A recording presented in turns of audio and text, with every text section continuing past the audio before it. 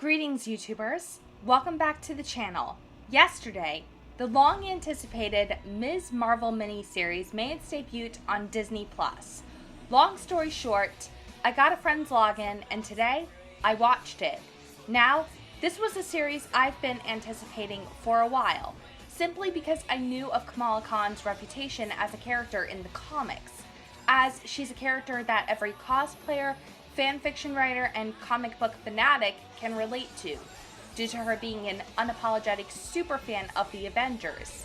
However, I never actually read any of her comics. I just simply knew that she would be one of my personal favorite characters that Marvel has ever made, and her pilot episode did not disappoint. Today, I'm going to give my thoughts on the very first episode of Ms. Marvel. Now, just a heads up, because there will be spoilers, as it goes with all my reviews. But before we begin, I'd just like to take a moment to promote my Instagram account, which I want to use as a way to garner more of an audience by promoting my content on there. So be sure to give me a follow. Now, let's get into it. First off, the show stands very well on its own from the rest of the MCU, while also tying in quite well. It's clear from the beginning that Kamala Khan is an Avengers superfan, particularly a superfan of Captain Marvel. Now, I'm going to be dead honest. When I first saw Captain Marvel in the theaters when it premiered, I did enjoy it, to a point, but in hindsight, was it the most memorable Marvel movie that I ever saw? Well, no. And a big part of that is because of the way Captain Marvel's story was executed in her movie.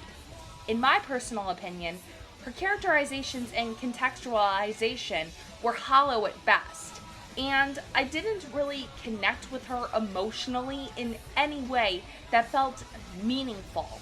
Sure, she maybe had one moment where I may have felt for her, where she realized that her memories had gotten stolen by the Kree when they experimented on her, but that just lasted for a good hot 30 seconds, and she just got over it instantaneously like it was nothing.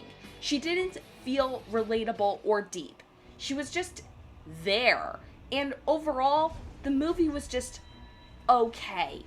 Maybe that was why X-Men Dark Phoenix felt more successful in my eyes, because Jean Grey was allowed to grieve and mourn and process all of which she went through throughout her story, and it never once felt forced or shallow. Luckily in Kamala Khan's case, this is different. She's so radically different from Carol Danvers, in that she's a Pakistani Muslim teenager from Jersey City, and me being from Jersey, at least we have that in common.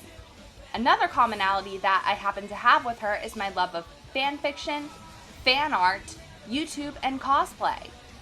But what makes Kamala so intriguing is her struggling to find this balance between her traditional Muslim household and her passion for superheroes.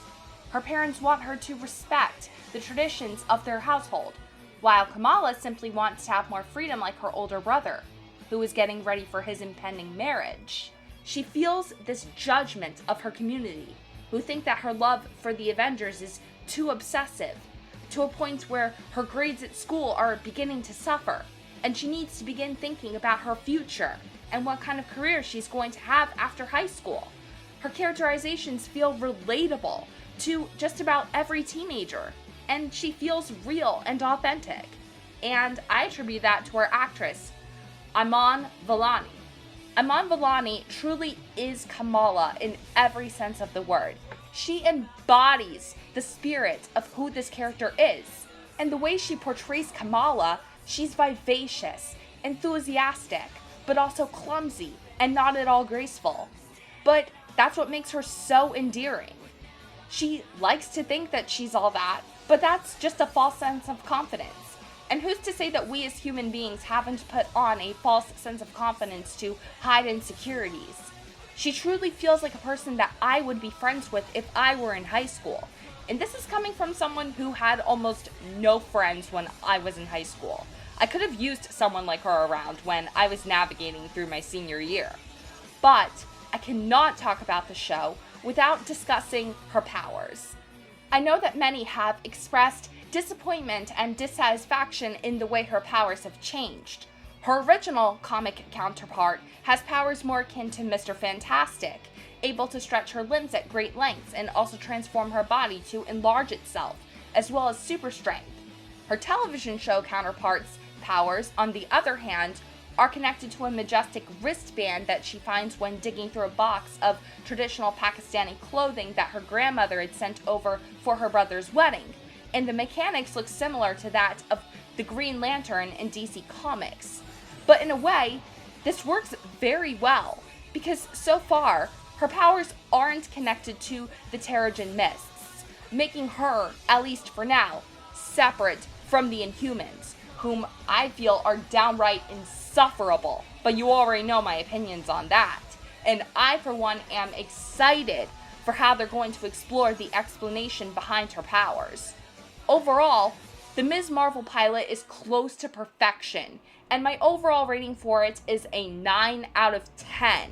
It's clear that these writers understand the character, and it's clear that Iman Vellani has the passion necessary to carry Kamala Khan higher and faster.